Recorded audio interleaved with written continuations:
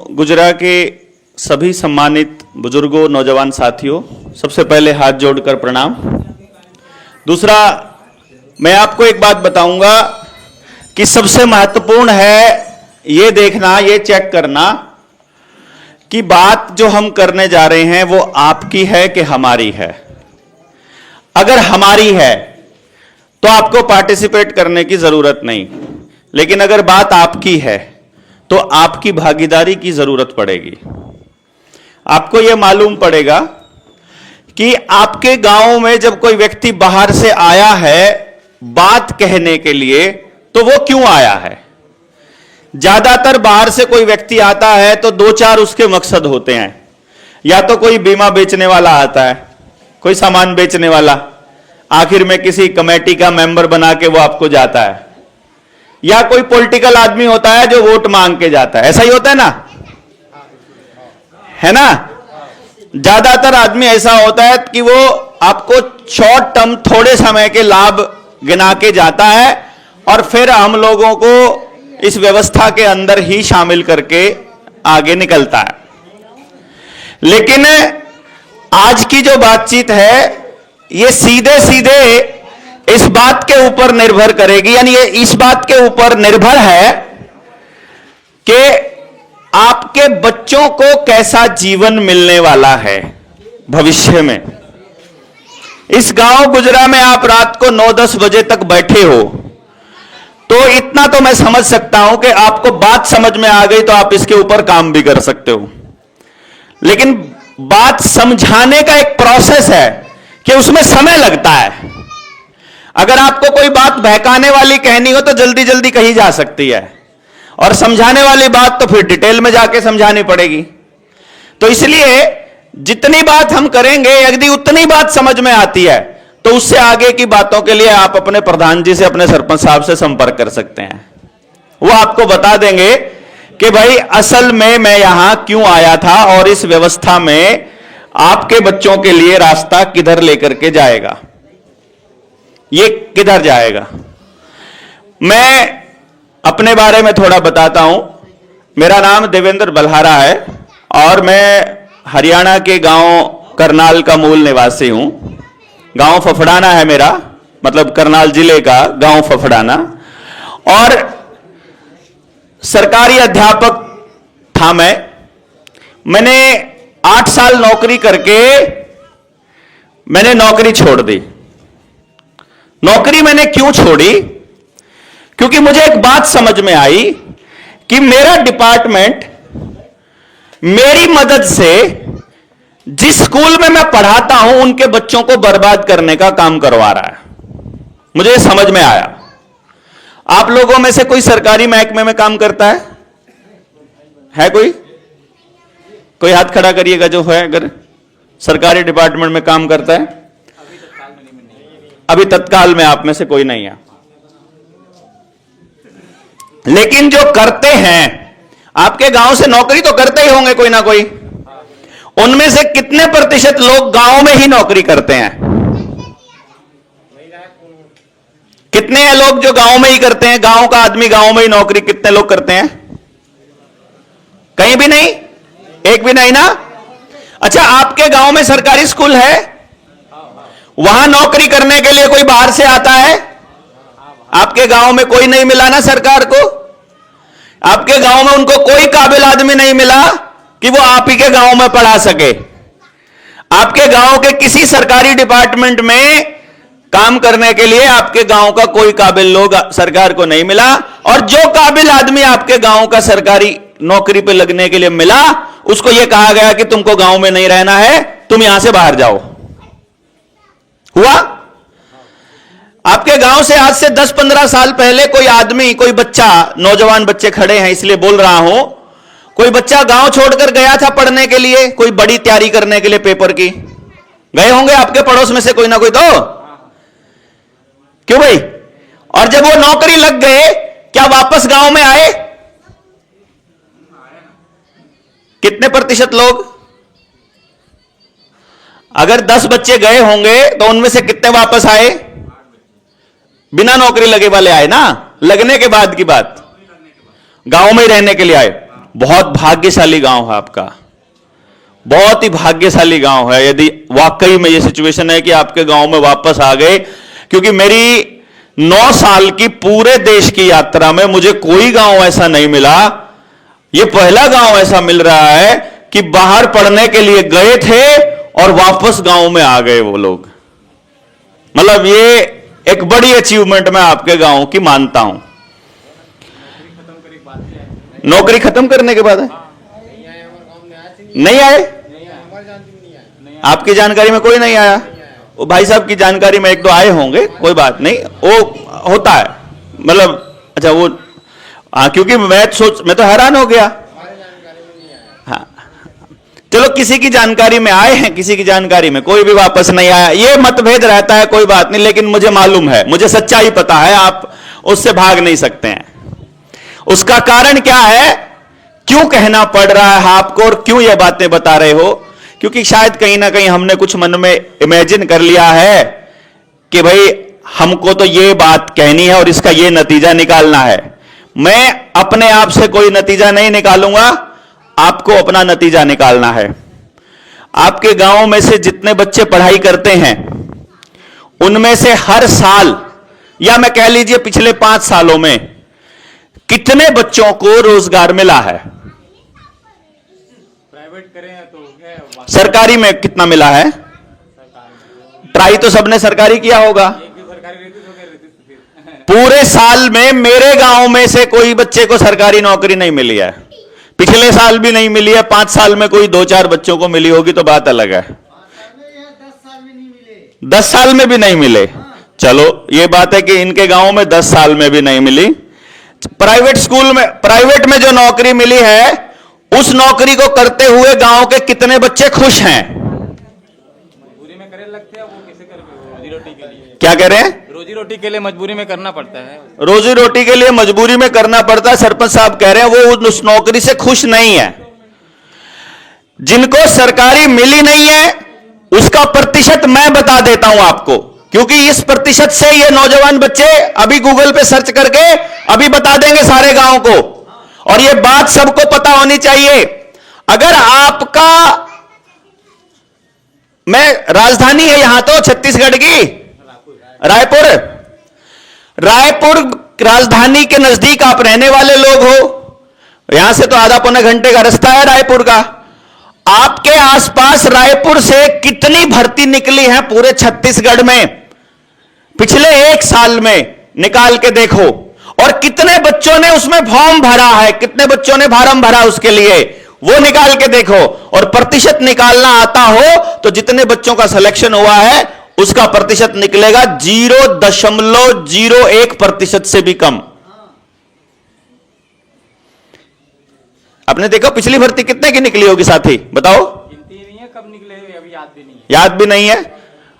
मैं यूपीएससी का भी लेके देख लो, एचपीएससी की लेके देख लो, छत्तीसगढ़ के पब्लिक सर्विस कमीशन की देख लो, टीचर्स की भर्ती का एग्जाम्पल देख लो, पुलिस की भर्ती का देख लो, ग्रुप डी की भर्ती का देख लो, तो आपको पता चलेगा कि फॉर्म भरने वाले बच्चों में से मात्र 0. मैक्सिमम, अगर हद से हद ज्यादा ही करना है, 0.1%।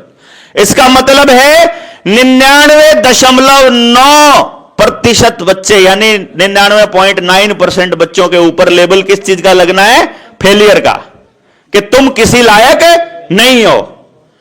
आपके नौजवान बच्चों पे यही ठप्पा लग रहा है ना? बताओ तो सही। सभी मां बाप अपने बच्चे को बोलते हैं कुछ पढ़ लो, कुछ कर लो। बच्चा पूछता है मुझे क्या करना चाहिए, मां बाप पूछता है कुछ भी कर लो, और बच्चा कहता है मुझे बताओ तो सही, कोई तो बताओ मैं क्या करूं। मास्टर जी कहता है मेहनत करनी पड़ेगी, मम्मी पापा कहते हैं मेहनत करनी पड़ेगी, सारा गांव कहता है मेहनत करनी पड़ेगी। हम मेहनत कर रहे हैं। तुमने जिस स्कूल में पढ़ाना चाहा हम स्कूल में पढ़े, तुमने जिस किताबों को पढ़ने को कहा हमने किताबें पढ़ी, तुमने हमारा साल के अंत में पेपर लिया, हमने पास किया, पास करके तुमने हमको सर्टिफिकेट दिया, और फिर कहा कि अब तुमने मेहनत पूरी नहीं की थी इसलिए तुमको रोजगार नहीं मिला। सबके साथ ऐसा होता है कि नहीं हो रहा है? अब उस बच्चे को ऐसा कौन सी मेहनत करनी पड़ेगी जिससे उसको अपनी वैल्यू पता चलेगी? ये समझ से बाहर की बात है। और ये सिर्फ आपके गांव गुजरा की बात नहीं कर रहा हूं मैं, आप पड़ोस के गांव में जाकर देखोगे वहां भी यही हाल है, आप मेरे गांव में आकर देखोगे वहां भी वही हाल है। जिस गांव में चले जाओगे, पूरे भारत में 7 लाख गांव हैं, सब में यही हाल है कि किसी भी बच्चे को अपने गांव के अंदर कोई रोजगार नहीं मिल रहा है और उसे रोज काम करने के लिए गांव छोड़ करके जाना पड़ता है। या वो नजदीक के शहर में जाए, या वो दूर के शहर में जाए, या वो कहीं दूर के शहर में चला जाए। यही है, सच्चाई है कि झूठ है? पहले ये बताओ। अब आप मुझे एक बात बताइए, सिंपल सी बात है, इस बात को समझना बहुत मुश्किल नहीं है, लेकिन अगर आपने समझ लिया तो आप इसका समाधान ढूंढ सकते हैं। अगर हम किसी स्कूल की बात करें कि हमको स्कूल बनाना है और वर्ल्ड क्लास का स्कूल बनाना है, उसके लिए सबसे बेहतर स्कूल के लिए 20 बच्चों पे एक टीचर चाहिए हमको। तो वो 20 बच्चों पे एक टीचर शहर में मुहैया करवाया जा सकता है या गांव में करवाया जा सकता है? कहां करवाया जा सकता है बताइए जरा। ये कह रहे हैं दोनों जगह करवाया जा सकता है, आपके हिसाब से कहां करवाया जा सकता है? अरे भैया, हमारे बच्चे को 20 बच्चों को एक टीचर चाहिए, तो उस टीचर की तनख्वाह शहर में भी उतनी ही होगी, गांव में भी उतनी ही होगी। जितने आदमियों पर एक डॉक्टर की जरूरत है, उतने ही आदमियों की पे के ऊपर शहर में भी जरूरत है, उतने ही आदमियों के ऊपर गांव में जरूरत है। क्यों जी, गलत है क्या? लेकिन आपके गांव में पूरे टीचर्स नहीं आएंगे, आपके गांव में डॉक्टर नहीं आएगा, और आपको यह कहा जाएगा कि अपने बच्चों के भविष्य के लिए आपको गांव छोड़कर कहां जाना पड़ेगा? शहर। पढ़ाई शहर में बढ़िया होगी, आपको ऐसे लगेगा, लेकिन शहर में जो पढ़ाई हो रही है वो कौन से माध्यम में हो रही है? अंग्रेजी में कि आपकी हिंदी में? अंग्रेजी माध्यम में। अंग्रेजी माध्यम में बात बढ़िया से समझ में आएगी कि अपनी लोकल भाषा में बात समझ आएगी? बताइए। लोकल भाषा में। आप बच्चों में से, आपके परिवार में, आपके समाज में, पड़ोस में, गली में कहीं भी कोई बच्चा अगर पढ़ लिखने के बाद, बीटेक करने के बाद इंजीनियर बन गया, उसने बीटेक कर ली, एमटेक कर ली, अपनी जिंदगी के 25-28 साल लगा दिए पढ़ते पढ़ने में, अगर आपने कभी उसको पूछा हो ना, तो कंपनी में दाखला हो, उस कंपनी में नौकरी लगते ही पहले दिन जो एचआर है वो उसको एक बात कहता है हमेशा कि जो आज तक पढ़ के आए हो उसको साइड में रख दो, जो काम हम बताएंगे तुमको वैसे करना पड़ेगा। क्या होगा आपने प्राइवेट कंपनियों में काम कभी? ऐसा ही होता है ना। यानी जितना आपने पढ़ा है स्कूल कॉलेज के अंदर, वो सारा का सारा वेस्टेज। ऐसा लगता है कि अब नए सिरे से काम करना पड़ रहा है, और फिर वहां पर जो काम होता है, पता चलता है कि बीटेक वाला जिस काम को कर रहा है, एमटेक वाला वो काम तो आईटीआई पास भी कर सकता था, और वो काम तो वो भी कर सकता था जिसने कोई पढ़ाई नहीं करी हुई है। कभी देखी है हालत किसी ने? भाई कंपनी काम करवा रही है, वो काम करना है, उस काम के लिए आपको अगर पढ़ने लिखने का काम है तो सिर्फ पढ़ाई लिखाई सिग्नेचर करना आना चाहिए, अगर कोई जोड़ घटा का काम है तो सिर्फ जोड़ घटा आना चाहिए, अगर कोई मशीन का काम है तो सिर्फ चाबी घुमानी आनी चाहिए। गलत कह रहा हूं कि सही कह रहा हूं भाई? वहां सर्टिफिकेट तो काम नहीं आता है, वहां तो हुनर काम आता है। इसका मतलब यह हुआ कि हमारे बच्चों को, यह मैं इसलिए कह रहा हूं कि अगर आपने आज मेरी बात के ऊपर गौर करना चालू कर दिया तो आप अपनी आने वाली पीढ़ी को बर्बाद होने से बचा सकते हैं। वरना हर गांव की यह हालत है कि सब मां बाप अपने बच्चों को एक बात बोल रहे हैं कि गांव में कुछ भी नहीं रखा है, खेती में कुछ भी नहीं रखा है, तुमको पढ़ लिख करके कुछ बनना है, और पढ़ लिख करके केवल 0.01% बच्चा ही कुछ बन सकता है। इसका मतलब यह है कि जिस तरफ हम जा रहे हैं वो रास्ता मुझे दिख रहा है कि वो गलत है। अच्छा, एक सीधी सी बात, छोटी सी बात है, सारे लोग बताइएगा गौर करके, आपके बच्चे के बारे में या आपके गांव के भविष्य के बारे में सबसे ज्यादा गांव का पटवारी सोचेगा या कलेक्टर सोचेगा या तहसीलदार या आप लोग? कोई नहीं सोचेगा, स्वयं मात्र गांव का नागरिक सोचेगा। मात्र गांव का नागरिक सोचेगा। भाई एक बार बात सोच के देखिए, कलेक्टर को आपके गांव की चिंता ज्यादा होगी कि आपको? कलेक्टर को होगी क्या? नेता को, एमएलए एमपी को, स्कूल के मास्टर जी को, आज पटवारी को? बोले सर, आज हमारे ना विधायक, हाँ, अपना कौन है? शंकराम वर्मा शंकराम वर्मा यहाँ आए थे, हाथ पसारे थे, आज आए क्या यहाँ? कोई नहीं आएगा। नहीं, एक बार समझिए बात को। नहीं आएगा, इसीलिए उस बात को वहां तक लेकर जा रहा हूं। हाँ भाई, आप बताइए, आप लोग पहले इधर से, आपका तो समझ में आ गया, आपको समझ आ गया, इनसे भी पूछ लेता हूं। आप बोल रहे हैं ना सर, मैं बोलने वाला हूँ, मैं गरीब परिवार से हूँ, मेरे 3 लड़की हैं, तीनों लड़की ना डॉक्टरी नर्स में गए हैं, और मैं ना दुकानों को क्या बाबा एक बार रुक जाइए, आपको बोल, बात पूरी हो जाएगी फिर आपको बोलने का मौका देंगे, बोलेंगे तो ठीक है? मिल जाएगा आगे, बोल रहा हूँ। एक मिनट बोलेंगे तो सवाल का जवाब मिल जाएगा। भाई, एक बार आप बता दीजिए मुझे, इस बात का जवाब मिल जाएगा तो मुझे थोड़ा समझ में आएगा कि आप मेरे से जुड़ रहे हैं, बात को समझ पा रहे हैं।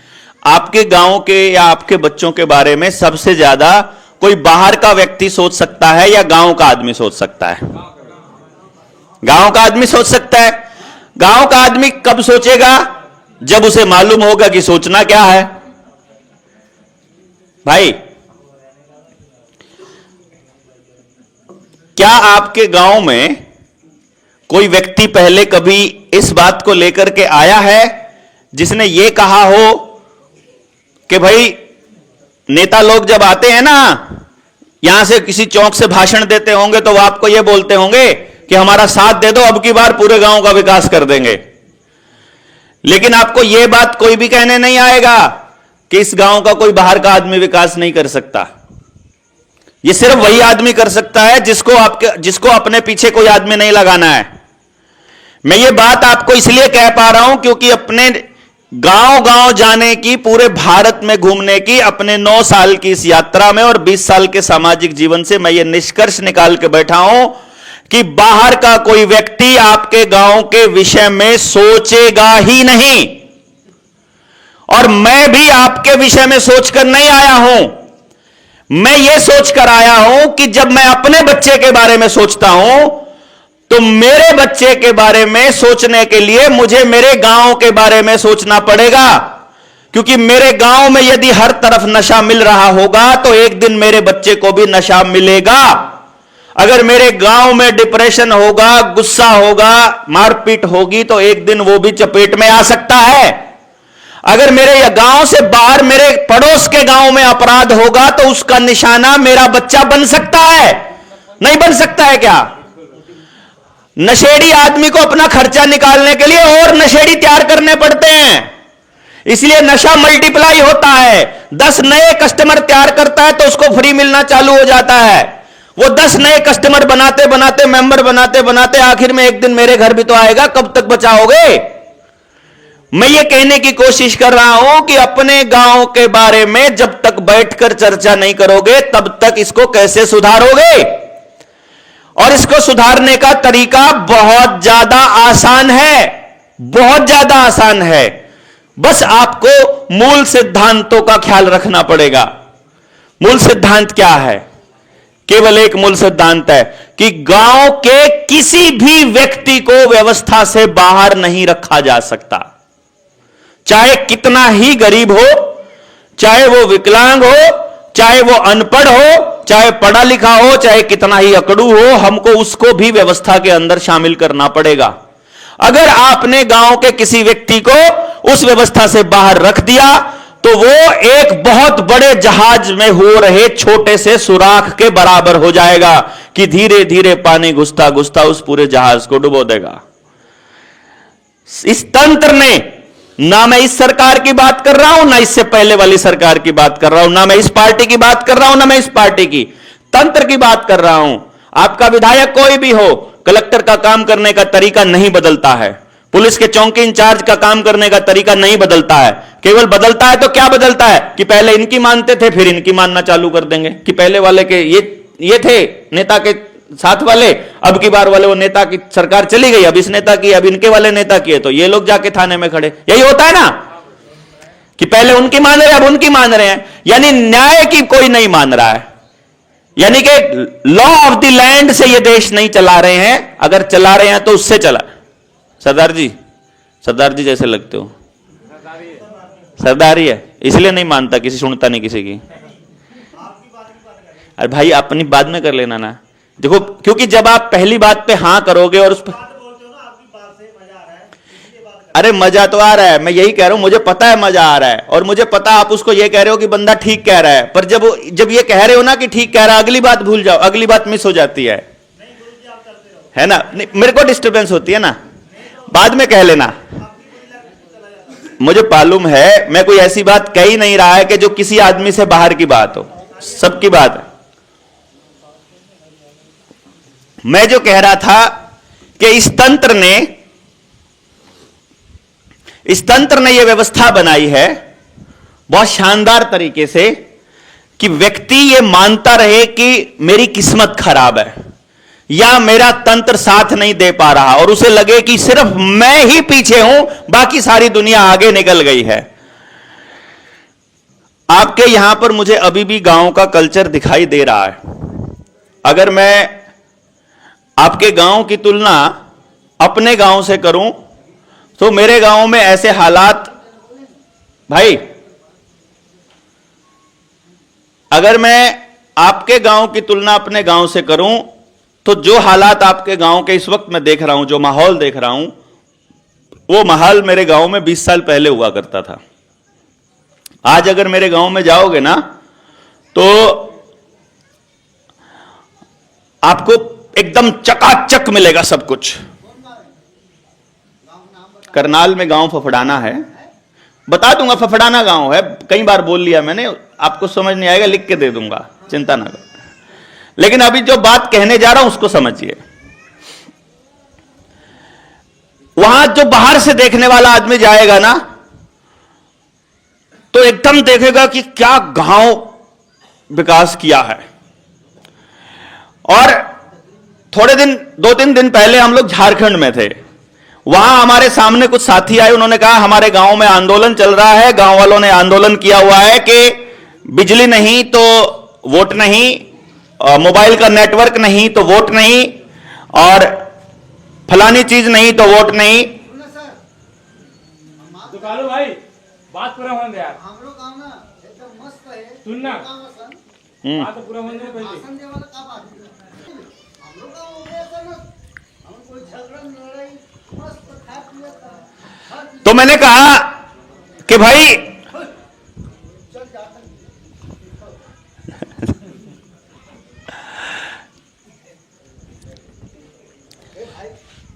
तो वो आदिवासी इलाके में जब उन लोगों ने कहा ना कि नेटवर्क नहीं तो मतलब आपको वोट नहीं, तो मैं उन आदिवासियों से कहने लगा कि मैं आपको अपने गांव का उदाहरण देता हूं।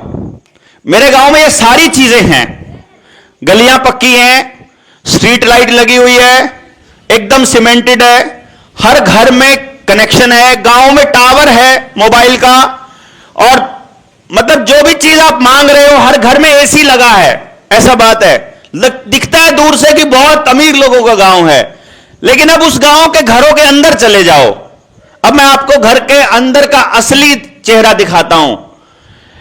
गांव के नौजवान बच्चे गांव से गायब हैं, या तो शहर जा चुके हैं या विदेश जा चुके हैं। कोई जमीन बेचकर जा चुका है, कोई अपने मां बाप की जितनी सारी कमाई पूंजी जोड़ी हुई थी वो सारी लेकर के जा चुका है कि हमें इस गांव में नहीं रहना है।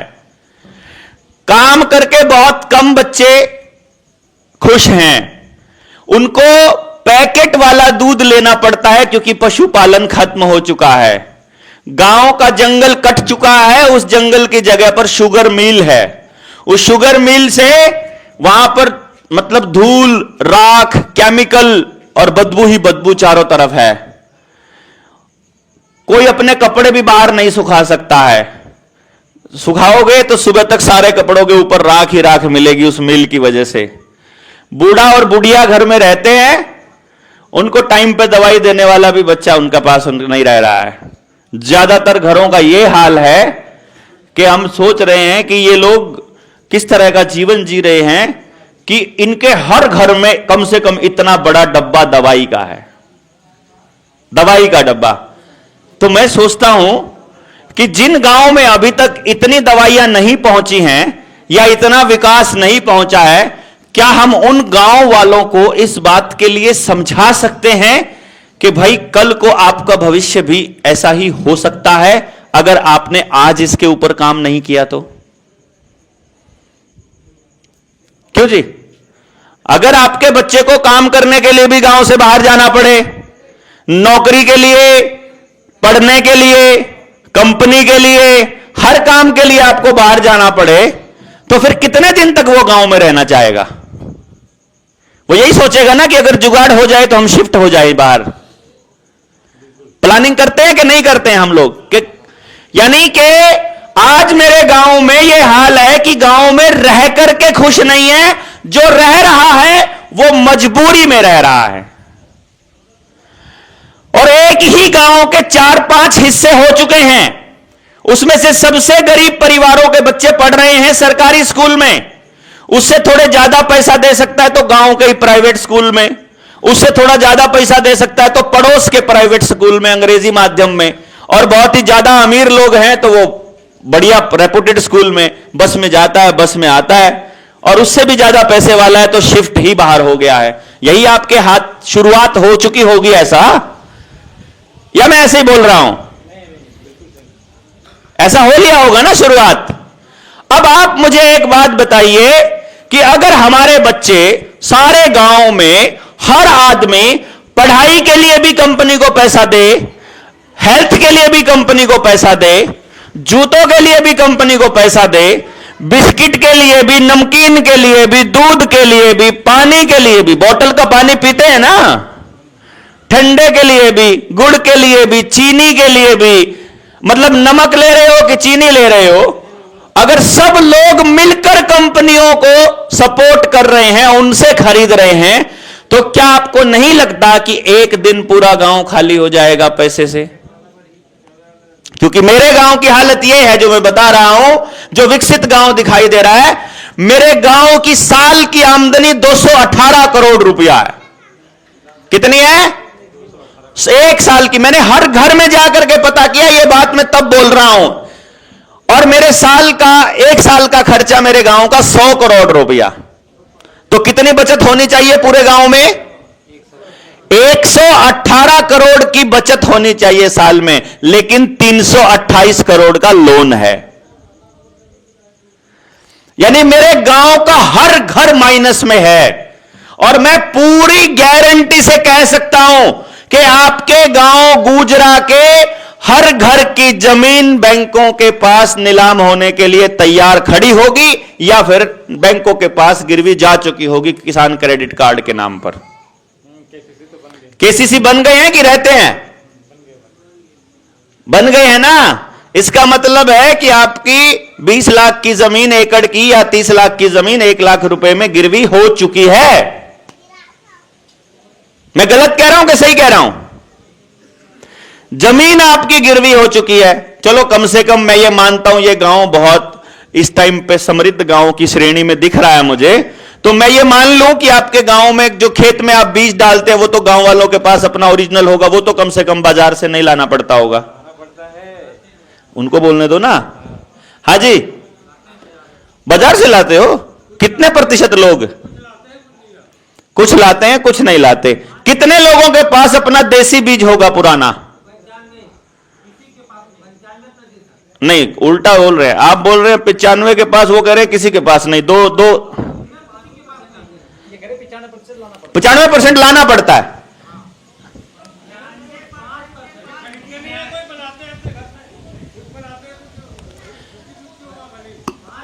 देखो, 2 तरह के बीज हैं। अगर आप बाजार से लेकर आए थे बीज और आपने खेत में बो दिया और उसी से बीज बना रहे हैं, वो तो कंपनी का ही है। क्योंकि जो आपके एग्रीमेंट्स हैं WTO के साथ, आने वाले टाइम में, अभी आपके ऊपर शिकंजा नहीं कसा गया है, आने वाले टाइम में यह हालत है कि अगर बीज का सबूत नहीं दे पाया किसान तो वो फसल नहीं बो पाएगा। तो अभी बीज कंपनी का आ रहा है, मैक्सिमम गांव के अंदर, ज्यादातर गांव में जो बीज है वो कंपनी का आता है, फर्टिलाइजर कंपनी का आता है। DAP यूरिया बाहर से आता है कि गांव का देसी खाद डालते हैं? बाहर से आता है DAP यूरिया, ठीक है। रासायनिक खाद डलता है, बीज बाहर का है, पानी की जरूरत ज्यादा पड़ती है। तो आप ये मानकर चल सकते हैं कि कुछ दिनों के बाद हमारी जमीन इतनी सख्त हो जाएगी कि वो देसी बीज उसमें उग ही नहीं पाएगा। अभी हल बैल से खेती हो जाती है, बैल ही नहीं है, तो नए दूध कैसे होता है? पशु डॉक्टर से होता है या फिर नेचुरल तरीके से? या गांव में पशु ही नहीं है अभी? कई घरों में नहीं है, तो फिर आर्टिफिशियल इंसेमिनेशन से हो रहा है। आप जा सकते हैं, कोई दिक्कत नहीं। अच्छा ठीक है,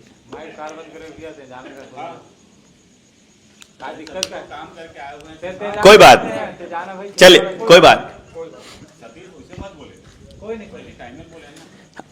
चलिए अब आप लोगों को सिर्फ एक बात बता दीजिए कि खेत का बीज हमारे पास यदि अपना नहीं है, हां जी, एक बार गांव वाले सोच के देखो, खेत का बीज हमारे पास अपना नहीं, पशुओं का बीज हमारे पास अपना नहीं, और आपके यहां कितनी हालत है IVF सेंटरों की मुझे नहीं पता, लेकिन मेरे करनाल जिले में एक साल में लगभग 1.5 लाख बच्चा IVF से पैदा हो रहा है, और सब के सब अपने बच्चों को पढ़ाई के लिए शहर में भेज रहे हैं, हेल्थ के लिए शहर में भेज रहे हैं, रोजगार के लिए शहर में भेज रहे हैं। इसका मतलब गांव का सारा धन इकट्ठा करके हम सब लोग मिलकर किसको समृद्ध बना रहे हैं? कंपनियों को और शहर को। अब जो काम मैं करने के लिए आपके बीच आया हूं, मैं आपके सामने एक विचार रख रहा हूं, यदि आपको लगता है कि इसके ऊपर काम किया जाना चाहिए तो उसके बाद आप में से जिन लोगों को यह बात समझ में आती है अगले कदम पर बढ़ा जा सकता है। विचार यह है कि क्या ऐसा हम लोग बैठकर चर्चा करके ऐसा इंतजाम कर सकते हैं कि गांव में एक व्यक्ति या एक परिवार की जरूरत का सामान हम सब लोग किसी भी तरह से इस तरह बना लें कि गांव का पैसा गांव में ही रहे? पॉसिबल है? जैसे पढ़ाई की बात करते हैं, हम बच्चों को जो पढ़ाना चाहते हैं, कंपनी बढ़िया पढ़ाएगी अपने हिसाब से या गांव बढ़िया पढ़ाएगा अपने हिसाब से? आप बताइए। अगर सिलेबस कंपनी तैयार करेगी तो वो अपने फायदे के लिए करेगी कि गांव के फायदे के लिए करेगी? और गांव तैयार करेगा तो गांव अपने फायदे के लिए करेगा। तो यदि बच्चे को गांव के लिए तैयार करना है तो पढ़ाई का सिलेबस गांव को बनाना पड़ेगा, क्यों जी? और अगर गांव के ही बच्चे पढ़ाने वाले हो, मैं ये कहने की जरूरत इसलिए कर पा रहा हूं, इसकी हिम्मत मेरी इसलिए आ पा रही है क्योंकि मैंने एक रिसर्च की है, यदि आप लोगों को इसके अंदर इंटरेस्ट हो तो, जिसका फायदा पूरे गांव को मिल सकता है। रिसर्च ये है कि जैसे ये बच्चा आपकी गोदी में है, इसकी उम्र कितनी है गुड़िया की? 6 साल। अब ये 6 साल का बच्चा परफेक्ट है, अभी तक ये दुनिया की कोई करप्शन, दुनिया की गंदगी से इसको कुछ मालूम नहीं है। जितनी गंदगी इसके दिमाग में गई होगी वो कार्टून के जरिए और टीवी के जरिए, मोबाइल के जरिए गई होगी तो बात अलग है। अगर ये इससे बचा हुआ है तो केवल परिवार का दिया हुआ ज्ञान और संस्कार इसके पास है। इस बच्चे को जीवन में क्या करना चाहिए, यह बात पता करने की जिम्मेदारी इसके परिवार, इसके समाज, इसके टीचर्स की है या इस बच्चे की है? पहले यह बताओ भैया। तो परिवार की है या टीचर की है या समाज की है, जिसकी भी हो हमें नहीं पता, बड़ों की है लेकिन छोटों की नहीं है। बच्चा परमात्मा का रूप है, बच्चे को परमात्मा ने परफेक्ट पैदा कर लिया है, उस बच्चे के पास क्या टैलेंट है, वो गांव के लिए कैसे उपयोगी हो सकता है, किस तरह का काम करने के लिए बना है, उसका असली जीवन का मकसद क्या है, यह पता लगाया जा सकता है 3 साल की उम्र से। तो गांव में जितने बेरोजगार बच्चे घूम रहे हैं उनके लिए यह तैयारी, यह काम किया जा सकता है कि असल में उनके लिए बेस्ट रोजगार क्या है। और जो छोटे बच्चे अभी हैं उनके लिए यह तैयारी की जा सकती है कि बड़े होकर इनको क्या करना चाहिए। अगर यह बात पहले से ही पता चल जाए तो क्या गांव के प्रत्येक बच्चे के लिए रोजगार का इंतजाम करना मुश्किल है? भाई अभी तक दिक्कत यही है ना कि हमें मालूम नहीं है उस बच्चे का करना क्या है। क्यों जी? एक बच्चे को यह कह दिया कुछ कर लो, अब उसको नहीं मालूम है उसे क्या करना है, तो उसे जो नौकरी मिल रही है वो नौकरी कर रहा है, जो काम मिल रहा है वो काम कर रहा है। लेकिन जब उस काम को करते हुए 5-7 साल हो जाते हैं तब मालूम पड़ता है कि ये काम के लिए तो मैं बना ही नहीं था, इस काम में तो मेरी रुचि ही नहीं है, इसमें तो मेरे को मजा ही नहीं आ रहा। लेकिन अब वो बदल नहीं सकता क्योंकि अब उसने कोई नई चीज सीखी नहीं है। और अगर छोटी उम्र में बच्चे को पता करके कि इसके पास ये 4-5 हुनर हैं, वो 4-5 हुनर सारे के सारे सिखा दिए जाएं, क्या फिर भी मां बाप को चिंता रहेगी कि बड़ा होकर क्या करेगा? क्यों जी? अगर हुनर हो बच्चे के पास कि जो उसे आता है उससे वो अपनी रोजी रोटी और अपनी आजीविका चला सकता हो, क्या फिर भी टेंशन रहेगी? बताइए जरा सोच के। नहीं रहेगी ना। ये विद्या गांव के लिए उपलब्ध हो सकती है यदि आप इस पर काम करते हैं। तो हम 2-3 चीजों के ऊपर काम करते हैं जिस मिशन पे हम निकले हुए हैं। यदि आपके गांव का भी वही मिशन हो, क्योंकि लंबी चर्चा जब चलती है तो बहुत लंबी हो जाती है, मैं नहीं चाहता कि रात के 11 बजे तक हम लोग यहां बैठे रहें। मेरी कोशिश है कि आप तक अपना संदेश पहुंचा दिया जाए, फिर उसके बाद आप तय करना कि अगली बार हम कुछ समझे हुए लोग इस पर काम कर सकते हैं नहीं। रायपुर में 3 दिन की ट्रेनिंग चलेगी कल सुबह से लेकर, यानी जो बात मैं आपके साथ साझा करने आया हूं उस बात को पूरी तरह से बताने के लिए हमें 3 दिन लगते हैं। तो वो 3 दिन की बात 3 दिन में भी पूरा नहीं होता है, तो वो 3 दिन की बात आप तक 1 घंटे में 2 घंटे में नहीं बताई जा सकती। इसलिए मोटे मोटे तौर पे हम ये बता दें कि हमारा टारगेट ये है कि जल, जंगल, जमीन और जानवर, इसका फैसला गांव का आदमी करे, कोई कलेक्टर या कोई एसडीएम या कोई तहसीलदार कोई भी ना करे। देखो भैया, मेरा यह मानना है कि यह जमीन किसी तहसीलदार ने नहीं बनाई है, किसी सरकार ने नहीं बनाई है, हमारे पुरखों ने मेहनत करके इन जंगलों को खेती लायक बनाया होगा कभी। क्यों? आपने सुना होगा ना कि पहले यहां जंगल हुआ करते थे, हमारे पुरखों ने वो जंगल काटे पहले, फिर उनको रहने के लिए जगह बनाई, गांव बनाया, ऐसा ही सुना होगा ना आपने। सब जगह जंगल ही जंगल थे धरती के ऊपर, तो सबने रहने के लिए अपनी जगह बनाई, खेती लायक अपनी जगह बनाई, अपनी व्यवस्था बनाई कि पानी कहां से आएगा, बीज कहां से आएंगे, जंगल का क्या काम रहेगा, पशु कहां चरेंगे, इन सब चीजों की व्यवस्था बनाई। तो उसका मालिकाना हक हमने किसी और को दे दिया कि सर्टिफिकेट तुम्हारा कोई और बनाएगा। इसलिए जल, जंगल, जमीन, जानवर का फैसला लेगा लोकल आदमी, ग्राम सभा। रोटी बेटी माटी, खेत खेड़ा खाप, इसका सम्मान रखेगा गांव अपने लेवल पर। और तीसरी चीज है कि शिक्षा, स्वास्थ्य, न्याय, राजनीति, खेती और धर्म, इन 6 चीजों से गांव को पूंजीवाद निकालना पड़ेगा।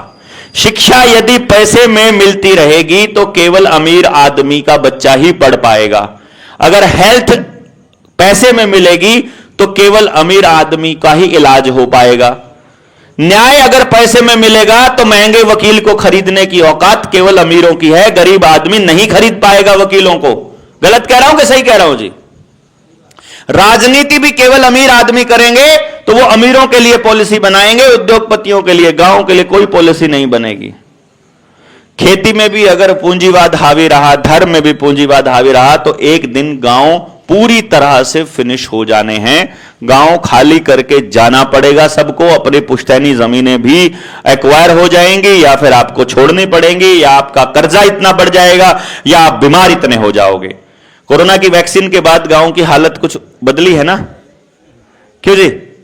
अब लोगों के शरीरों में दर्द रहता है, हर घर में बीमारी आ गई है, हार्ट अटैक से कोई भी टक से जा रहा है, ब्रेन हैमरेज से, लीवर में मल्टी ऑर्गन फेलियर, कभी डेंगू हो गया तो क्या पता अस्पताल से वापस ही ना आए। ये हालत हो रही है ना? और वह आपके छोटे बच्चों को भी कभी सर्वाइक कैंसर के नाम पर, गर्भाशय का कैंसर का टीका लगा रहे हैं, उसके नाम पर बच्चियों को लगा रहे हैं।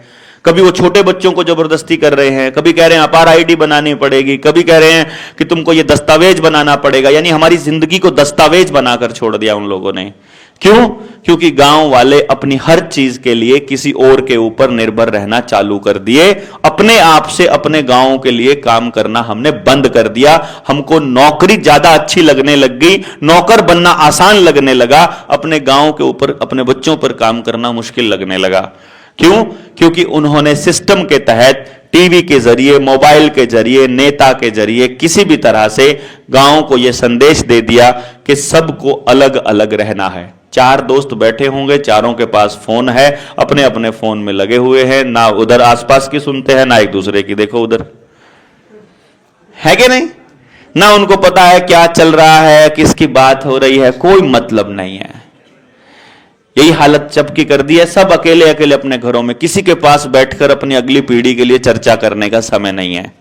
यदि आप में से कुछ लोगों को लगता है कि इस विषय पर और गहराई से समझना है, आप कल रायपुर में आकर के उस ट्रेनिंग का हिस्सा बन सकते हैं। 10 बजे से ट्रेनिंग शुरू हो जाएगी। यदि अपने गांव पर काम करना चाहते हैं तो जितने लोग बैठे हुए हैं, बैठ करके इसके ऊपर चर्चा करके गांव में हम ये ट्रेनिंग आपको घर पे बैठे दे सकते हैं कि अपने बच्चे को पहचानना कैसे है, उसके पास क्या हुनर है। बाकी आप इतनी रात गहरी रात तक बैठे हैं, ये मेरे लिए मतलब एक तरह से गर्व का ही विषय है। और आप लोगों का बहुत बहुत धन्यवाद कि आप सब लोग यहाँ रात तक बैठे। लेकिन इतनी बात बस आप याद रखिएगा कि गांव आपका है, समस्याएं आदमी ने पैदा की हैं, इनका समाधान केवल आदमी करेगा, बाहर का आदमी नहीं करेगा। बाहर का आदमी बर्बाद जरूर कर सकता है, इसको सुधारने का काम केवल गांव का आदमी करेगा। और गांव के आदमी जिनको अक्ल है, जिनको समझ है, उनको खुद आगे आकर के शुरुआत करनी पड़ेगी। शुरुआत में बहुत सारा विरोध होगा, लेकिन जब एक बार गांव को समझाने में कामयाब हो जाएंगे तो फिर हम एक ऐसा समाज बनाने की दिशा में काम कर सकते हैं जिसमें किसी भी बच्चे को बेरोजगार ना छोड़ा जाए, जिसको अपना गांव मजबूरी में ना छोड़ना पड़े। मैं ये नहीं कहता हूं कि आपको गांव छोड़कर शहर नहीं जाना चाहिए, मैं ये कह रहा हूं आपको मजबूरी में ना जाना पड़े। आपके पास गांव में वो शिक्षा होनी चाहिए कि देश के महंगे से महंगे स्कूल में भी उससे अच्छी शिक्षा ना हो, वो आपके गांव में हो। फिर भले ही आप किसी और स्कूल में दाखिला कराना चाहते हो, फिर कोई दिक्कत नहीं है। लेकिन आप मजबूरी में यदि छोड़ते रहेंगे तो सरकारें इस तरह का इंतजाम करती रहेंगी कि आप जल्दी से जल्दी गांव छोड़ो।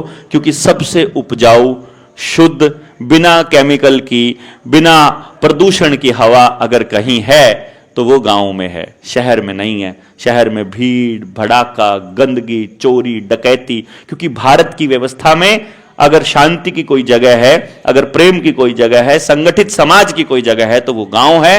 गांव में कभी शराब खाने नहीं हुआ करते थे ताऊ, या होते थे? नहीं होते थे ना।